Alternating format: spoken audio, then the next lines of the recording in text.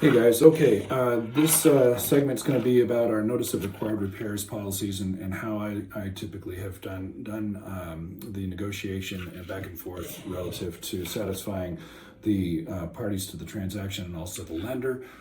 Typically, when I prepare a notice of required repairs for my buyer, I will state the buyer is in receipt of the XYZ home inspection dated 6/24/2025, of the Northern Nevada pest inspection dated 6/22/25, and the HVAC inspection from Climate Pros or whatever dated such and such. That way you have a record of them having received those specific reports. It's always a good idea to get the buyer to initial the first page of those inspection reports also, just so you have documentation that they've received all the inspection reports. You can also say on the notice of required repairs, what I typically will say is that they waive any other inspections that they may have requested in the original offer. So that's an opportunity to waive the fireplace inspection or the radon inspection or whatever other inspection you may have referenced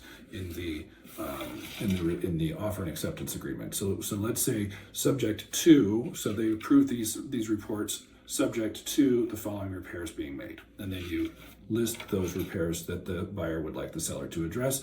And it's always good to say whether or not you'd like to have those repairs addressed by a licensed contractor, a licensed plumber, a licensed roofing contractor, whatever. So make sure you specify those if it's important, if it's requested by the buyer.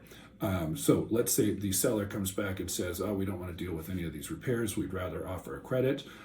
So they will obviously prepare an addendum. The seller and the listing agent will prepare an addendum to the notice of required repairs. Okay, and I'd like to see that is referenced as a notice of an addendum to the notice of required repairs when the box is checked. Accordingly on the notice of required repairs. So when that seller comes back and says, "We are going to offer a credit in lieu of repairs," that's fine on the notice of required repairs, and then go on to say possibly, if you're representing the seller, as is reiterated or referenced on addendum 6/25/2025 or whatever you want to call that addendum. That is then the addendum that is going to be shared with the lender.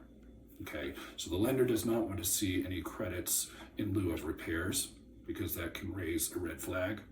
The lender is going to want to see a simple addendum that says the seller is offering a buyer a credit of $10,000 or $5,000 or whatever the case may be for recurring and non-recurring closing costs. So that's the verbiage you're going to want to use typically, in my experience, when addressing a notice of required repairs. You can even say if in the notice of required repairs itself, you can also ask for a credit in lieu of repairs. And it's always a good idea to have a conversation not only with the buyer but with the listing agent before you go back and forth too many times. So hope that makes sense. If you have any questions on this, feel free to call, email, or text. Thanks, guys.